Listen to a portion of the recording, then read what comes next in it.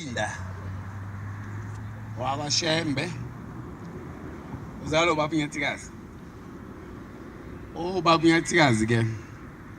benokufika la eGoli. So lo mjiva ngimnikeza wona bekunokunika ubaba wakhe mayela eGoli awugqoka. So ungenwe ke omzazela umfundisi wangigqokisele yena uLinda. Agqoka ke Shembu. Yabona ke ukuthi ubona yabona ke yagqoka ke nawe ke mshutheni isithombe phela bemuhle yabona ke sheba ukhomutha kakhulu ngithi so ulibamba ke manje phela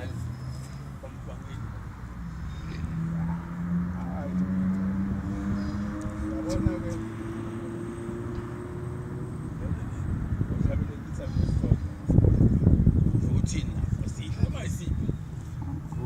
Umuzi wamanazarita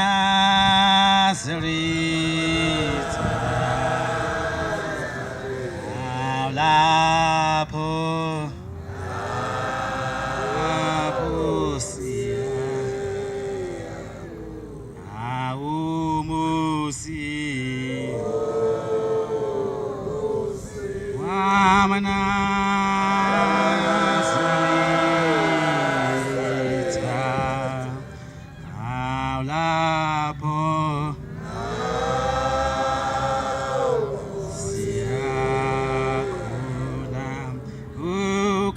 Ukazimula ngapisi wilanga awunyanga ukazimula ngapisi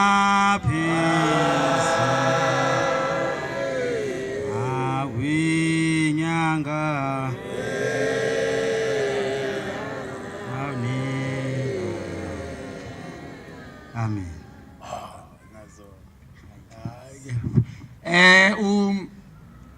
Nomthako wafika abangathi abantu ngiyabandlulula. Nomthako wafika bangibikela ukuthi ungenwa ulomoya kaMzazela obokushumayela. Nangowe nomfowethu Linda ngiyajabula babefika bengibikela nokuthi ngizwe emaphepheni ukuthi awu sesinenge inkosi kwenye indawo manje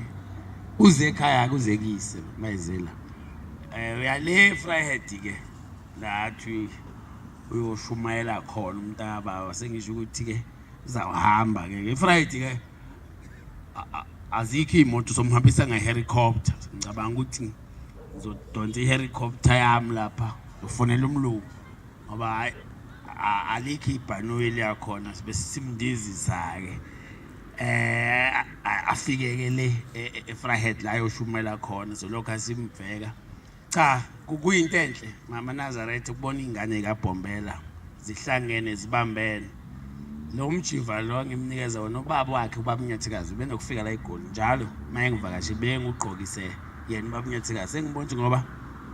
ubaba uNyathikazi akasekho nawe ngiyambona ngathi uyakuthanda ukukholwa akolagqoka akekho ongagqoki la ekhaya ngoba phela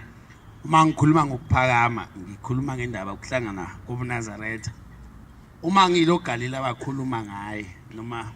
ngiyileli langa bethi lobuye emva ka 40 years siye sibone ngeingane zami ke mayifika kanje futhi ilona akukho ukuthi lokho asibuza okubalekile ukuthi lokho okwenzakalayo kuumlando ngicabanga ukuthi umfowethu njengoba segqokele ingubo kaBaba nje nalaya khona abantu sebeyobona ukuthi uShembe ngiyabonga ke Mntungu inkosi ibusisi ngizocela amaNazaretha nje ningeza kumfowethu uzohlala khona la nimuphe ikhodi ukuthi le bhanoyini njengoba ngithi ngimamisa ngehelicopter sikwazi ukuthi sithele umoya wasebhanoyini ngiyabonga inkosi ibusisi ngiyabonga thanks